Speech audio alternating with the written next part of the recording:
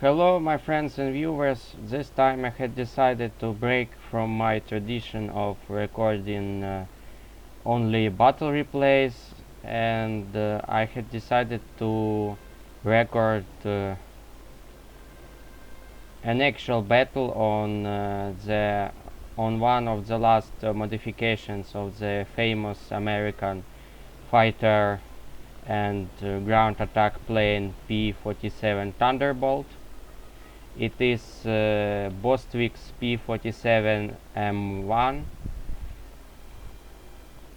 which is a premium variation of P-47 M. If I recall correctly, in the American tree, P-47M can only be found as a Bostwick's premium version, while the tree has a pretty similar P-47N modification, which has pretty much same characteristics. Like most American World War and early post-war fighter planes, this one is armed with 50 cal heavy machine guns, in this case M2 Browning machine guns. Their fire rate is not as big, is not as fast as on Saber's M3 Browning guns. However, you have 8 of them, and you can also load them with very powerful tracer belt, which is fitted exclusively with armor-piercing incendiary M20 rounds. They were invented in the late part of World War II, in its closing years, in the end of 1944, and were mainly used after war, for example during the Korean War. Despite the fact that American Air Force had already many jet fighters by the time Korean War started, the Thunderbolt was still used as a ground attack plane.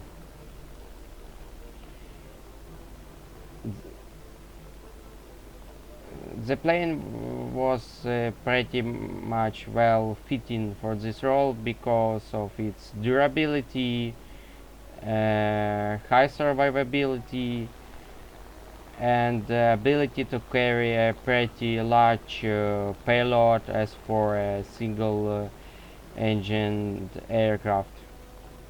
It was also way faster than most dive bombers and ground attack planes, which meant that it was more capable of fighting against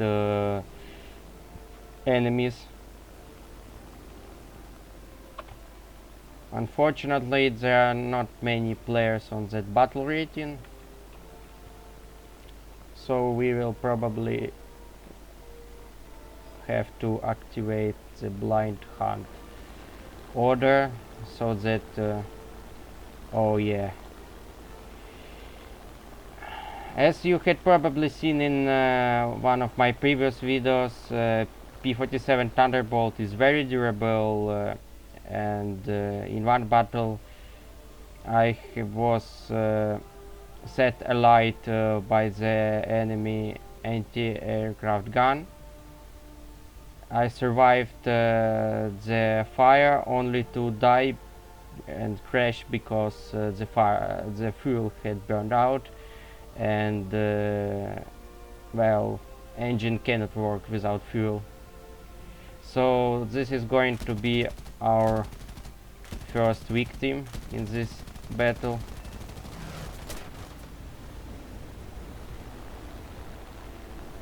Fortunately, there are no allies around, and no one is going to steal our kill. Usually I keep shooting the enemy plane until it falls apart, so that not a single one of the so-called allies steals my kill.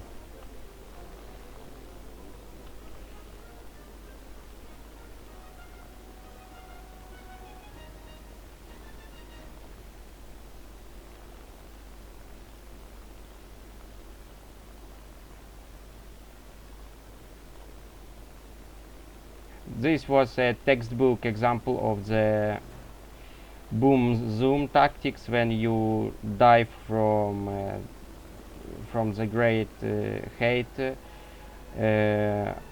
onto the enemy plane, which flies at a much lower height, while and in the end of your dive you open fire from the as short distance as possible, so that the probability of hitting enemy is higher. Thankfully, Thunderbolts armament is strong enough to destroy most most enemies with several bursts of fire.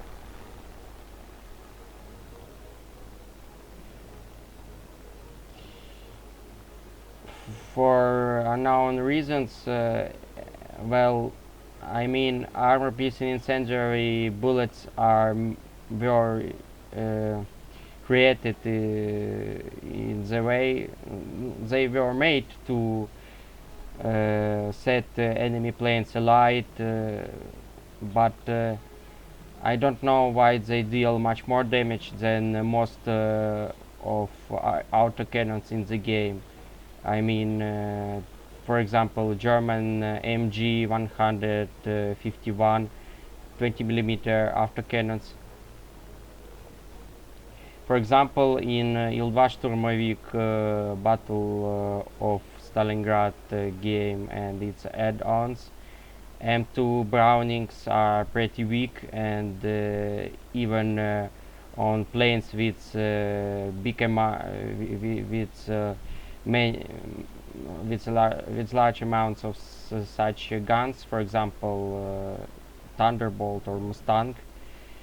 I mean late Mustang with 6 Brownings. Even on them in Ил-2 штурмовик you need to put a pretty big amount of hits into the enemy plane to kill it, unlike on the which puts Brownings in contrast to the German autocannons, which are loaded with Minengeschoss rounds, which tear enemy planes apart.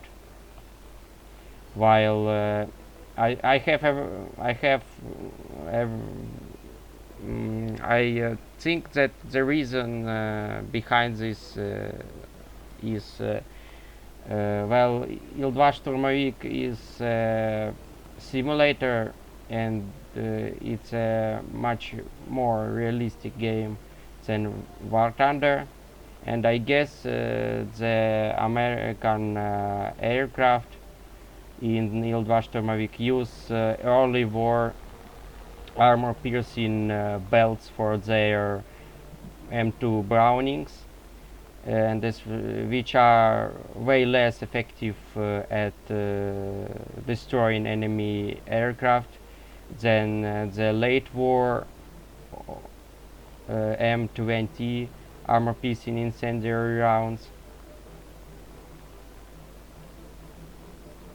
While in War Thunder no one can stop you from loading basically post-war belt into your Thunderbolts or Mustangs Browning guns. Oh shit. So a second victim. I had noticed that on when you play late on late Thunderbolts, you encounter the premium Junkers bombers very frequently. Most of the time they have no chance, however one must be very careful because the 20mm gun in the tail turret, which is the Junkers 288, has a remote controlled turret in the tail section of the plane, and it can be loaded with the dreaded meningeschoss 20mm rounds, and several hits from such a cannon can quite easily tear apart your wing or set your engine on fire, destroying your plane in the process, or just kill your pilot with shell fragments. Yeah, let's record a second battle probably.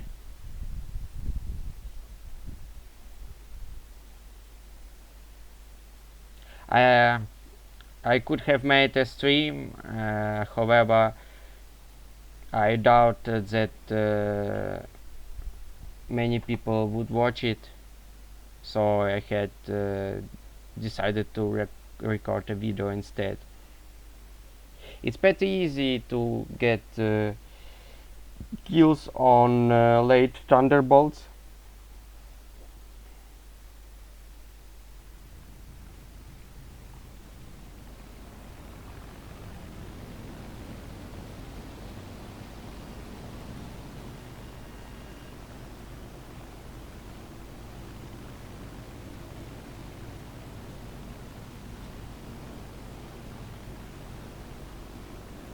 Let's since we are recording our second battle while my Thunderbolt is climbing, I think I should say a few more words about how to use this plane.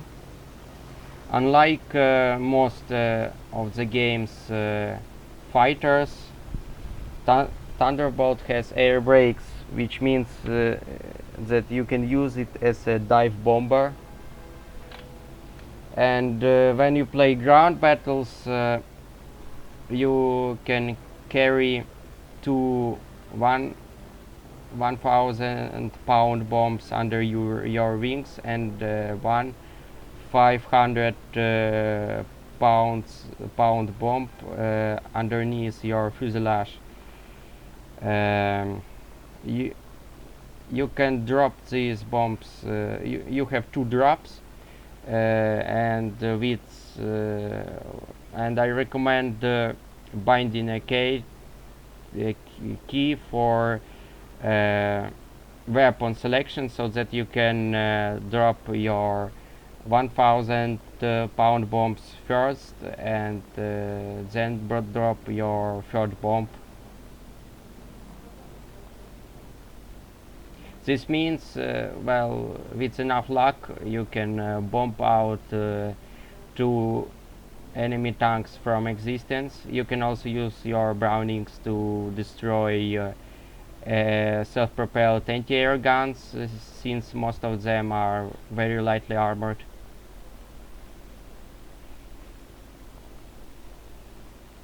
You can also use rockets, unguided rockets. However, well, in my humble opinion, HVAR rockets suck, because well, instead of a high explosive anti-tank warhead, they have a regular high explosive warhead, which means that you need a direct hit to kill the enemy tank, and even then, well, they are less effective than some self-propelled guns in the game, such as Akatse.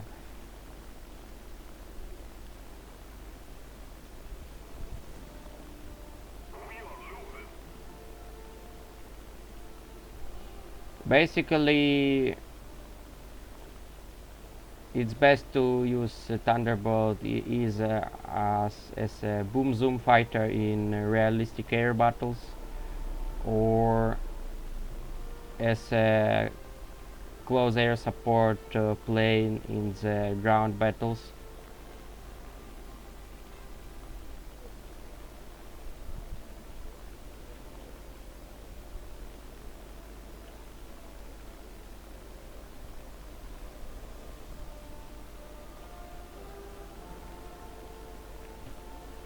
Unfortunately, we have Japanese planes fighting against us. They are very maneuverable and can pose a threat to our existence.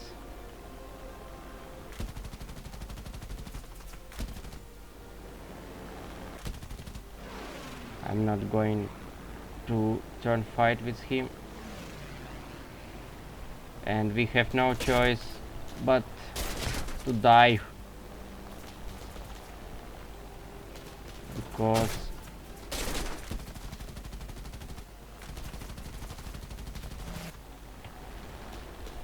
we failed to set. Oh shit. Well, we lost this dogfight. Well, anyway, thank you for watching.